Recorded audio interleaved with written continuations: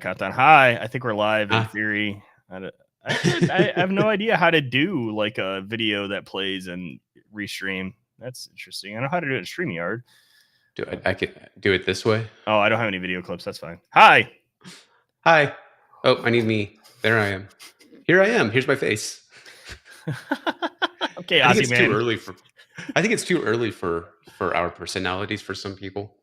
Yeah, it could be. It's I we're guess it's live 11 for here. you. It is 11 for me. We're live here talking about things that I think both of us got pretty upset about or have discussions about, and that is the pitfalls of using offshore resources. So can you cue this up? There was a specific thing. Are you allowed to talk about the specific thing that kind of prompted this? Yeah. So luckily, when I post this, like just so everyone knows, whenever I post these things online of like, hey, an MSP reached out to me and told me about this crap that's going on, I do ask them like, hey, do you mind if I anonymize it and just put it out there for the ether? So they did let me talk about it. Essentially, they're in a situation where their Screen Connect server, the credentials got leaked online, and it was found. And I don't know the best way to phrase this, Jason. You can tell me, but some ethical hacking group that monitors dark web. They basically, Huntress. yeah. Well, actually, I'll give them a shout out. Dark Web IQ. I've Okay. never heard of them before, Yeah. but they reached out to the customer, and the customer did the total. The MSP, I should say, did the this is just a phishing thing, right? Like shut the hell up and Yep. ignored their emails and phone calls. And then they reached out to their client and said, "Hey, you need to talk. You need to get your MSP to talk to us."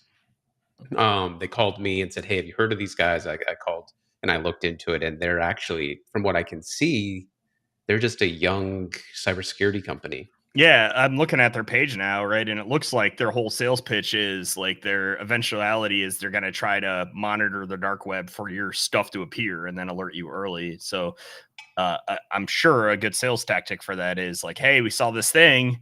Like in the We future, we just could saved your tell you, ass. yeah, we could tell you about these things in the future more if you pay us, which is, I mean, actually kind of neat. It's totally cool, and I gotta say, it's a saving grace in this whole situation because they saw it so early that it actually never transacted. It never got sold. That you know of. Um, that we know of, right? Yes, there's a whole line of forensics and all that bullshit, but essentially, they got notified on a Friday evening, and it turned out to be one of their offshore employees. Key, variable in this conversation. Um, that's credentials leaked. Yep. And as we dove into it, I found out that the employee was recently reprimanded and starting accountability started to transact because he started making mistakes. Yep. Um, and right, there's a lot of variables that pop in your head. It's not fair to say the employee did anything malicious because you don't know, right? That's just not how we don't know, so we're not going to say. But you start to ask those questions of when they're offshore, do you manage them differently, or is this on management? Is this on leadership? Is this an Yeah. expectation problem, a design problem? There's a thousand things you can ask. But all in all, just as a follow up, um, so far forensics from ConnectWise have shown no logs on the back end. It didn't even look like anyone really used it other than the initial login and did it in the screenshots. So ConnectWise was extremely responsive to do some due diligence. So was the other toolset companies. So I have so many thoughts on this, right? Like, so the first thing is I've definitely come across a lot of these offshore knock monitoring companies that they don't have a good solution for MFA. They encourage you actively to not create an account for every one of their employees, and then because they don't have a good way to handle MFA, they just want you to keep it off on that account. Because That's they not awesome. also because they have high churn, right? So Yeah. they're going, shit, I don't want to have to tell you that we just fired your employee. We just Yep. want to give you a nameless soul. Yep. 100%. Right. And the problem with that is I am privy to at least 3 full MSP breaches that was the vector of entry. That account was the vector of entry. It's not great, right? It's like, if you feel like you're filling out that insurance form and it asks if you have MFA on admin and you have to say yes, but offshore, I feel like you're probably messing that up. Like, Yeah, It, it in my risk model, that's pretty high offshore resource. Cause I mean, will lead us to the next part of this conversation, honestly, but that is, that is the weakest link to me. well, and I think even if you move beyond offshore, right? Let's just talk about outsourcing in general, because there's services out there where you can outsource in the United States to a nameless soul, and they have very similar practices. I'm not going to name names or anything, but right, I don't know if and we'll, like you mentioned, we'll get into the other topic here in a minute, but part of me wonders, Jason, is this a design problem or an enforcement problem rather than a people problem before you even move into the people issue? Uh, I think it's a people problem, but not the offshore people, Hmm. right? Ooh. It's the people that allow that to exist, right? So it that's never okay. Like maybe in your RMM tools that will fly because those tend to, unless you use one of the tools that builds by tech, right? It tends to not be something that happens. But I mean, if they're logging into your PSA and they probably are to work tickets, like that's, let's not even talk about the security wiseness of that. That's 100% against your license agreement. Those are named resources, right? It, That's an inner. Ooh, I didn't even think about that, Jason. Which is how many people do it just to save a buck. oh, that's 100% of them. If I have to pay that $80 or $100 managed license for every one of those offshore resources, it suddenly starts to look a lot less good. And I'd be a total hypocrite as well, because before we went live and we're talking about whose Restream account we would use, I'm all messaging Wes like, "Hey Wes, can I use your Empath account? Because I don't want to go pay for one because I'm being a cheap bastard." We've all done this. Yeah, I mean, it's 100%, right? Like I already pay for one, so it's, I think that's okay, right? Like in everyone cheats, right? Like and everyone just winks around it. I blame Netflix. uh, Which they've locked I down mean, now, and yeah, I don't think the last time I watched Netflix. I think there are like 3 Netflix accounts and they're just shared on the whole world. You know what's funny though is I realized instantly with Netflix how much I valued it when they started to do the IP locking, Hmm. because the second they did that and it kicked me out, I don't think I've even thought about Netflix in the last 3 Oh months. yeah. Yeah, it's so that's an interesting argument, counter argument to kind of getting a little off topic to piracy. There is that most of the people that pirate the content, it's not a lost sale. They No. wouldn't have bought it anyway, right? So like only some small percentage of people that can't find a way to do that would go out and do it. So that's why those companies don't look the other way. It's why the ConnectWises and crap of the world look the other way. To think that there's no technical way to solve that is silly, right? Like there are tons and tons of ways that technical ways you can very much increase enforcement there. Impossible travel is a thing that everything can alert on these days, right? Like there's all sorts of interesting ways you can do that. Well, and I mean, honestly, if we take that parallel, I know most of the RMMs out there and the ad hoc tools, they're by endpoint, they're not by user. So Yeah. that's not even an argument in this conversation. Like we've checked that variable off. Yeah. Yeah. I mean, we have So it's the I don't know. outsourcing companies, right? Like, hey, if you are an outsourced company, stop asking for generic accounts. It's not going to happen. Like Yeah. protect your business, because I know somewhere they're based in the U.S. and they just recruit offshore. Yeah. Yeah. 100%. I mean, that wasn't the primary discussion point I think we wanted to have here, right? No, Like we can dig into that. So the actual problem is looking where most of these companies actually do their offshoring to. It tends to be in, for better or worse, less developed countries. The Philippines, Costa Rica, India is actually getting less popular there because their cost it's getting of employees expensive. has gone up so much that it's not, the cost savings isn't big enough to justify it in most cases. But if you look at something like the Philippines, the average salary in the Philippines is $3,200 a year. The median salary is 13,000 ish, right? So you have to start to wonder how much money it takes to bribe somebody making that little money a year, right? Like it's a legitimate concern, right? Like when I had my CVEs against Automate, a couple years back, the bug bounty I got on that was $2,000. We, out of curiosity, shopped that to the dark web. $750,000 somebody would have paid me for that bug. So if we do math, 13,000 a year median salary into 750,000, how many years of salary is that? But it doesn't. Yeah, it doesn't even have to be that. They're not going to pay obviously for credentials. 57 years. Yeah, but say they pop somebody $1,500 for a set of credentials that you can use to log in and own an MSP, right? That's not a lot of money, right? Like if you let's put our business hats on, right? Like most MSPs, the total lifetime value of a client is high enough that if they spent $1,500 on acquisition, they're generally happy if they're a mid-market mature MSP, right? Like the effective cost per acquisition can be $1,500 because the lifetime value is, 50, 60, $100,000 on it, right? So that's not an unreasonable thing. The same thing exists for threat actors, right? Like stop discounting the fact that these are business people, right? Like they also have effective cost per acquisition, and they also have lifetime value of clients. And it's $1,500 to get a set of credentials for something that they're going to ransom for, $1 million, and 5% of people are going to pay. That's a no-brainer to them.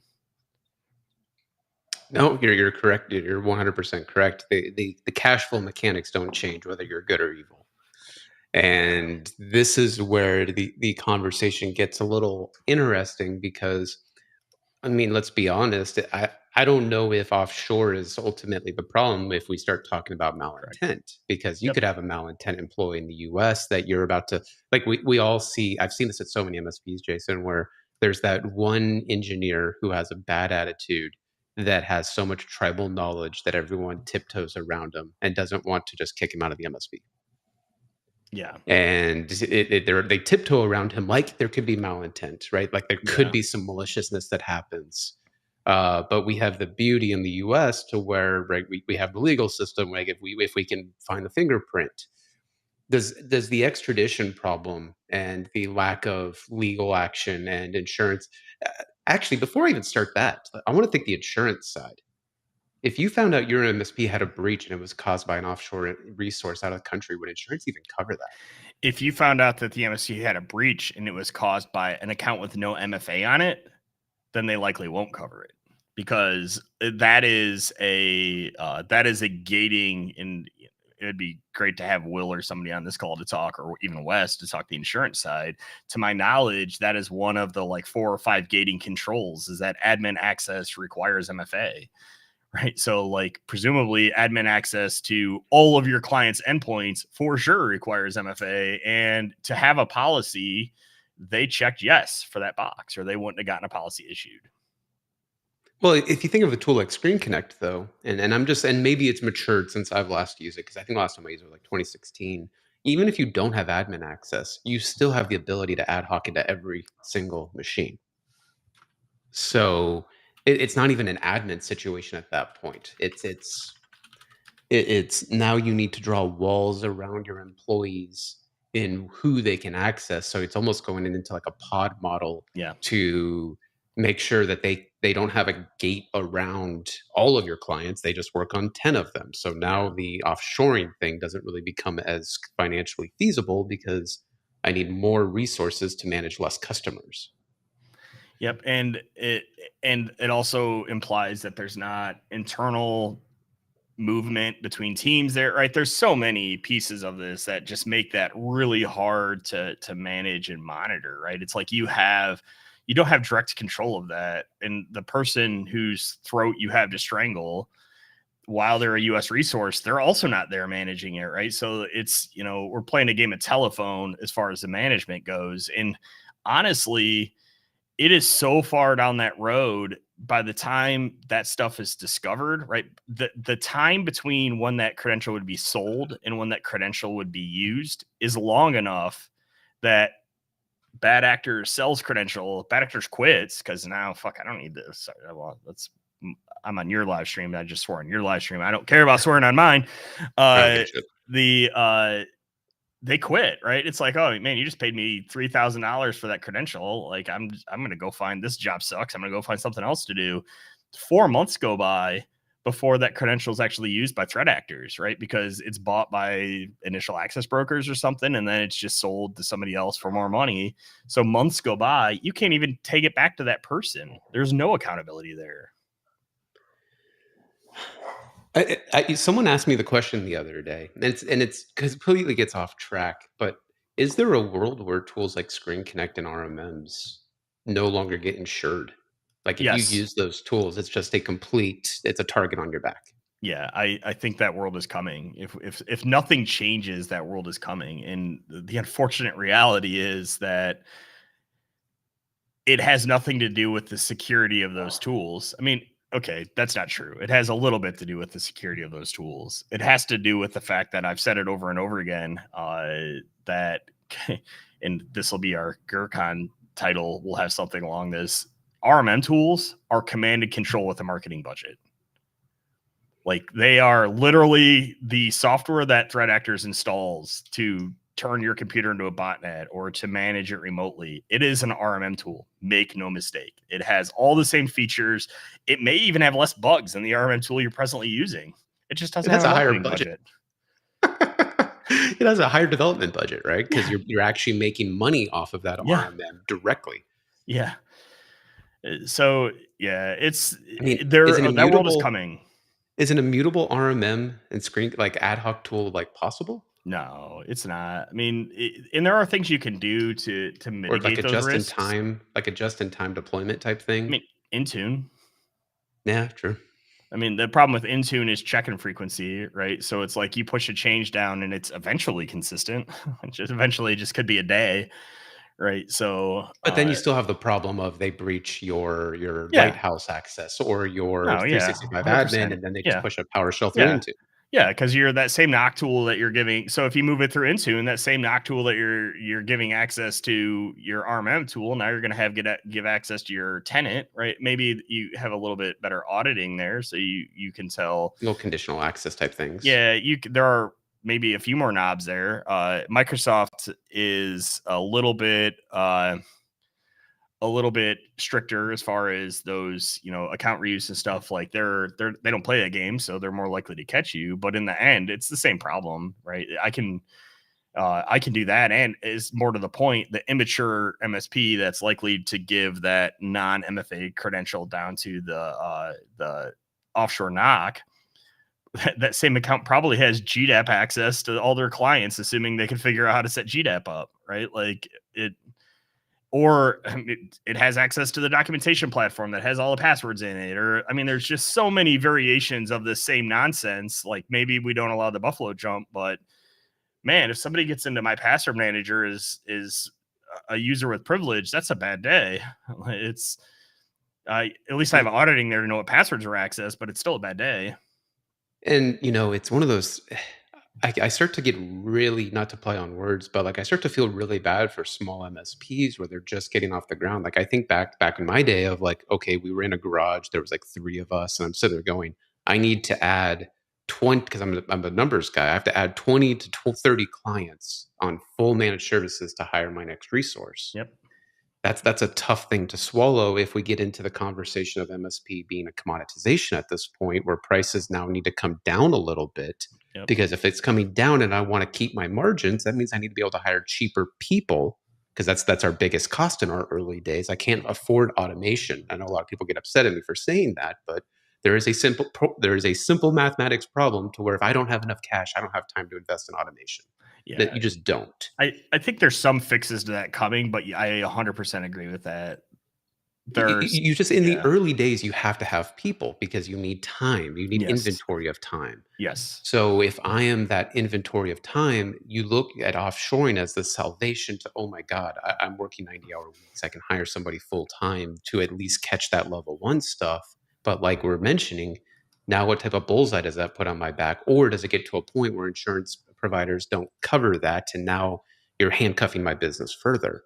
Yeah, that's really tough. Like I mean, we're there now, even at our size, right? Like we're I'm 25 employees, and even now I have those same discussions that like, okay, we need to add services is starting to stress a little bit. Like we need to add another body. Like I have to get here to do it. And yeah, 100%, the draw to look for cheaper labor resources is there. And I Well, live and in it'll one of the always be cheapest there. areas of the country. Like literally, you can't, there's like, I live in the bottom 10 percentile as far as labor cost goes. So yeah. Yeah, well, and there's a market bearing thing where if we are in a downturn economy and it starts to poke its head up this year, that businesses will want to save more money. That doesn't mean that they're going to be Yeah. opposed to MSP. I don't get into that conversation. I don't believe in scarcity thinking. However, I always stress this, and you saw my video series on what I would do in a new MSP. Yes. And I know there's controversy in that, but my whole objective with that was if you truly want to be competitive and you're a nice early young MSP, the only thing you have to compete on is pricing. Is Yeah. that we're new, we're young, and we're eager. Yeah. However, I don't have 100 people, I don't have 25 people, so I have to be cheaper. You just have to. It, yes. So when I look at reasons people leave their MSPs, even us, price is an issue, but price is not the issue. The issue is value in customer service. And in the counterpoint, and again, we're going a little bit off topic Yeah. here. The counterpoint of that is your small young MSP, even if you were only 10% cheaper than everyone else, the customer service you're going to deliver in theory should be considerably better than the big giant PE backed monster that's, running metrics and, pushing as close to that SLA line as they can so they don't have to hire more resources, stuff like that. But I mean, There's a lot in there. I agree. Yeah. I would You're going to argue be. that if you're a young small MSP, that offshoring is the wrong choice because you're going to the end game of customer service at the beginning of your journey. Yeah, you're trying to go to economy of scale faster. There's chicken and the egg dynamics Yep. here. At the end of the day, I think what we agree on is that there's this empathetic thing going on to where how do you manage this teeter totter and grow your business and make sure I don't have a bullseye on my back to leave the door open? Because I mean, even back in my days at Best Buy, right, we're hiring kids at 17, 16. Mm-hmm. And we had incidences all the time where, this 17-year-old kid gets a laptop and he's real tempted to go look through all the photos. I mean, Yep. there was big articles about that. And I remember 2005 getting a phone call where everyone in Best Buy corporate had to have this very awkward meeting where someone found out that and this is public knowledge, you can Google this, where an employee had started to save Oh, photos yeah. You, to you hard drives inside of we yeah. called them the precincts. You could build a whole side hustle of blackmailing people from the photos on their laptops. Yeah. I remember you would always hear like, because these are 50, and I'm not giving an excuse, right? These are 15, 16-year-old kids where they think it's funny or entertaining or cool because they haven't built that maturity Yep. into, hey, there's an ethics maturity. You got to kind of slap their hand to kind of develop them a little bit. But even in that instance, you could never protect in a retail store someone copying a file. Like there's no Yeah. endpoints, there's no protection. It's a people process that you need to manage.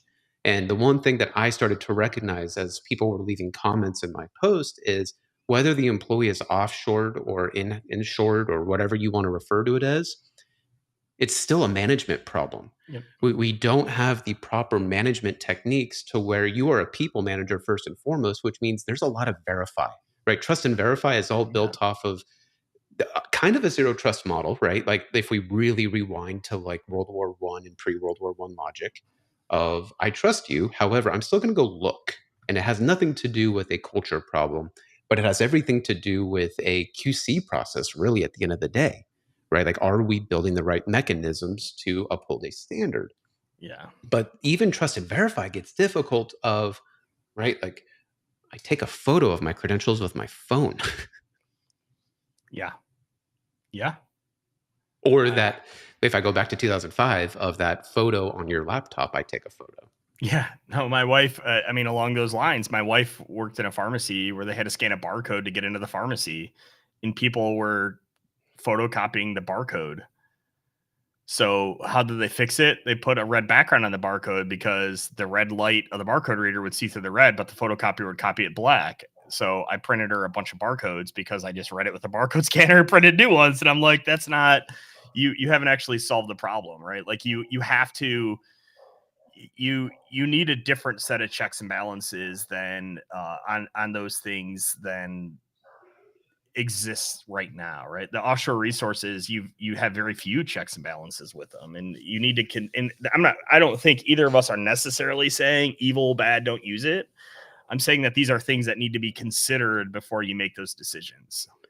Well, or do you go to a knock that's in an office in the middle of Yeah. Kentucky where no phones are allowed and you Yep. go government on it, right? Like the CIA, they have iPhones with no cameras. Yeah. That's why BlackBerry had a contract with the government for so long, because they were the only ones that able to produce a phone without a camera.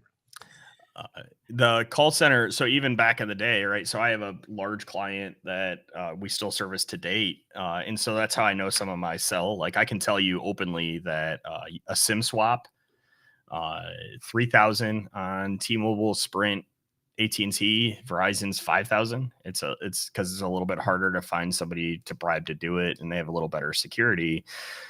But even back in the day with our customer that bought that, we would only work with a call center offshore. We were working with one in Costa Rica. I got to go down there and see it and be down there. We would only work with a call center that allowed no electronics at all on the floor.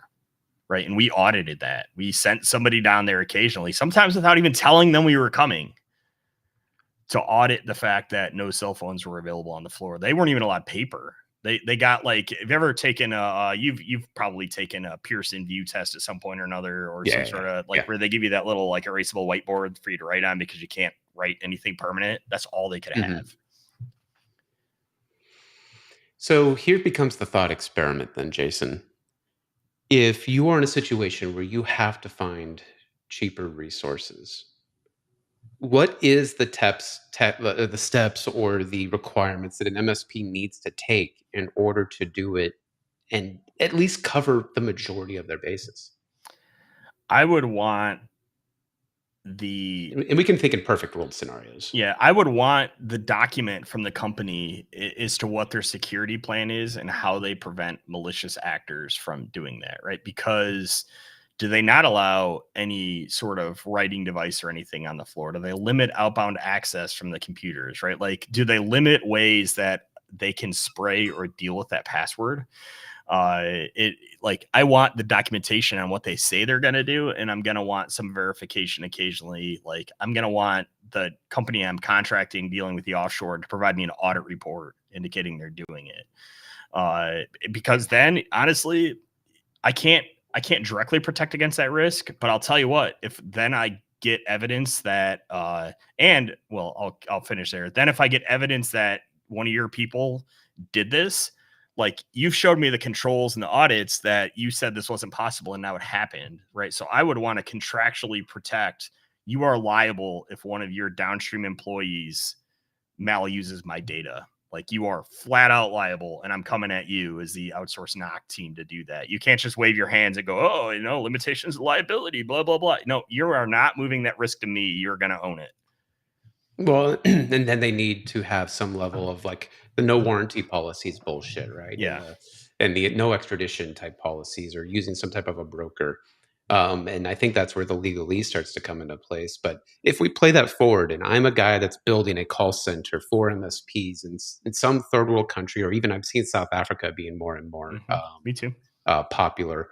That means my costs are going up. Why? Because that means I can't have bring your own device. That means I'm going to have terminals that they log into. So that means they sit down at their computer at the call center and they remote into my desktop wherever I put it. And all of those functions mean now I can't split a resource between 2 or 3 MSPs, which we know they're doing, and they say they're not, but we know they're doing. They're 100% doing it. Right. So now my cost will go up, which means my price of offshoring will go up. So where before it was $10 an hour, now it's getting closer to probably $15-17 an hour, which why don't I just go hire a kid in high school and put him in my office anyway at that point? Yeah. And that's where that's the nut of it. That's where you get to, is that like all of these methods you use to try to make this cheaper all also have costs associated with them. And I was literally just having a discussion with one of my sales guys this morning about a client that wants to go out and procure their own stuff because they can get it 10% cheaper. And it's like, my argument with that is the same as the argument with this, is you're not considering the total cost of ownership, including all the risk associated with it, right? Like, if you can't protect away that risk, I can tell you definitively, almost definitively. I don't want to speak in definitives when insurance is involved because I get really cranky about it. But I can tell you that I have definitely seen instances where, if you checked on that little box, you had MFA and you don't have MFA on that account and you get popped because of it. Yeah, you're done. Like, at the very least, it's going to be a long drawn out legal fight. And maybe they pay you something, but it's not going to be a good day for you. So path of least resistance, then, if I take the diet approach to that, it's that offshore resource. You need to really do your checks and balances that they're your employee and that you can have the right protocols in place to where they can't do bring your own device first and foremost, right? Like, and that's what a lot of them are doing lately. I know a little bit about this scenario, and I can tell you right now, they did not work in a call center. They worked from their own home with their own laptop. Yep. Yeah. I mean, if I was doing it, I'd want to hire directly, right? Like, I would use a place, employer of record service. Yeah. I would use a service that gets me an employee, not a service that does an employee. And maybe there's a PEO involved, so I don't have to figure out how to pay the taxes and stuff for them, right? Like, but they're my employee. That's more time and cost. Yeah. They're my employee. Sure, they can't either. I'll send them hardware or they can BYOD. I'd probably send them hardware, but they're 100% talking to an AVD, right? They're 100% talking to some sort of virtual desktop up top. And as a matter of fact, I would likely enable screen recording on that for at least some percentage of the time they're on it, so that I could go back and review and audit, what is this resource actually doing? I am not typically a big fan of employee monitoring in that way, but that's going to force me to have no choice, essentially.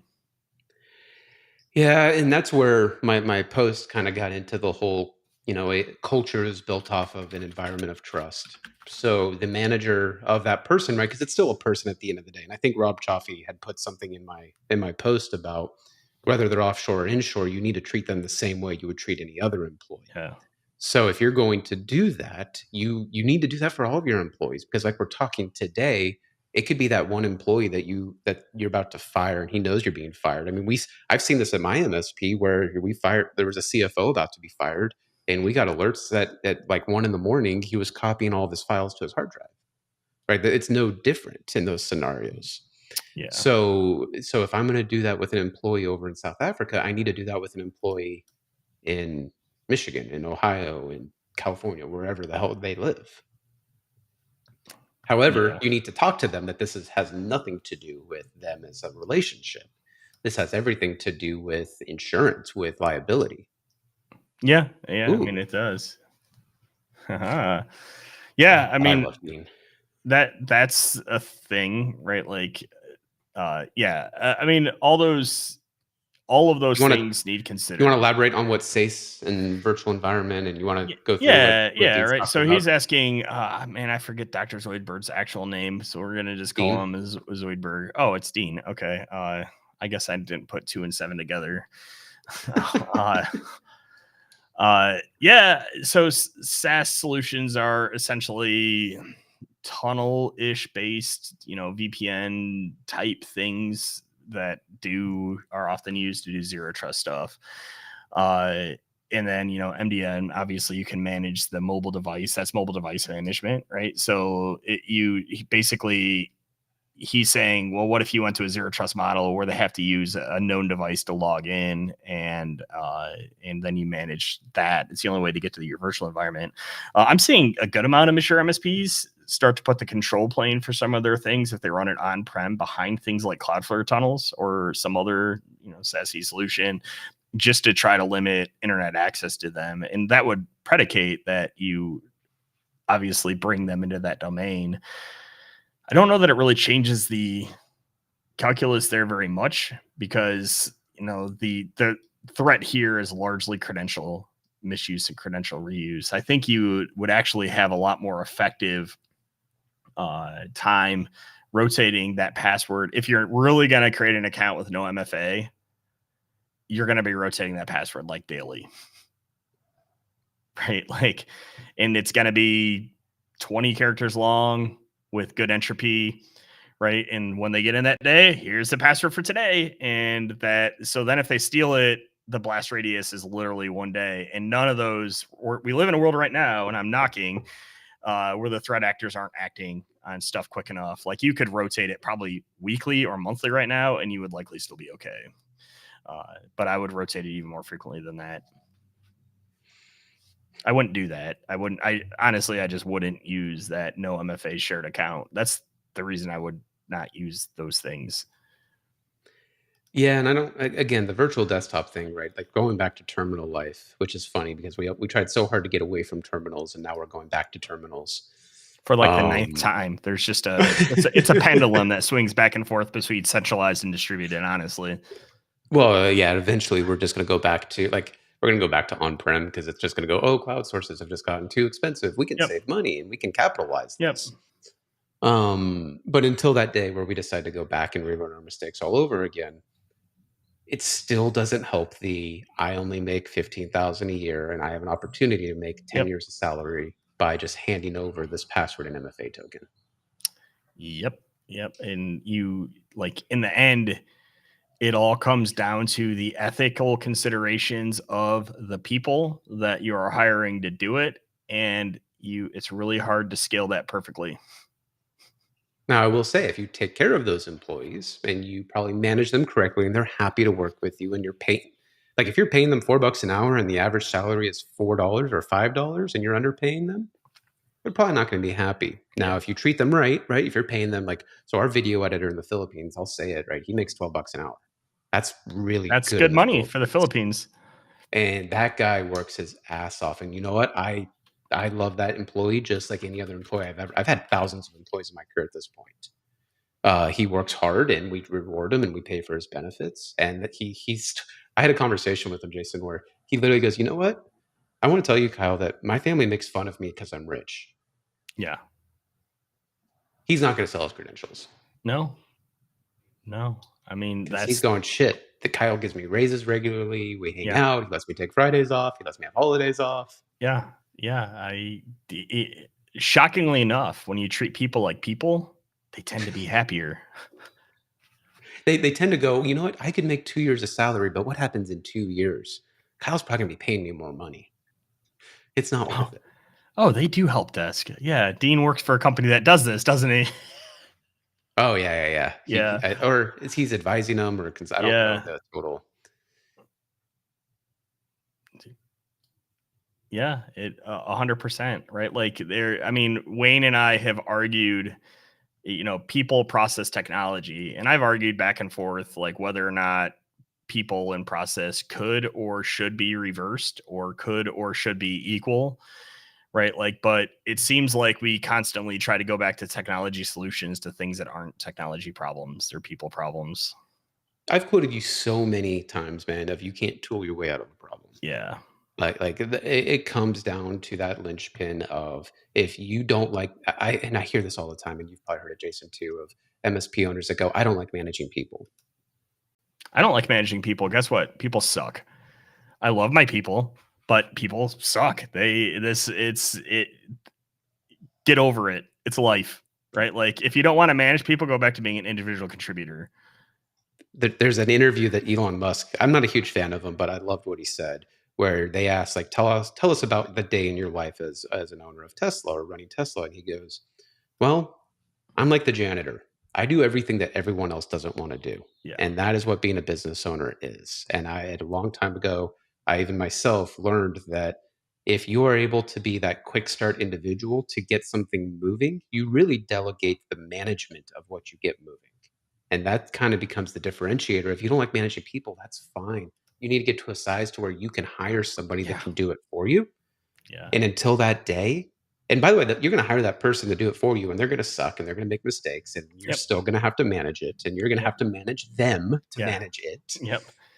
Yep. It never goes away. Nope. Even now, where I've gotten to the point where I can leave for 3 weeks and come back to only semi-grumpy Matt, it's still the case where I have to manage Matt. Sorry, Matt. and I have to manage occasionally, skip level to people below him. I have to manage Brett. I occasionally have to skip level to people to below him. Right. It doesn't go away, and it gets easier and it gets better. But in the end, yeah, you still have to deal with people. And I think that's kind of where we kind of come to a head on this whole conversation of no matter where you hire this individual, you're going to have to manage them. You're going to have to watch what they're doing. You're going to have a QC process, Yep. and you're going to have to talk to them. Yep. Okay. So we've rambled for 40 minutes on this topic now. Any final thoughts?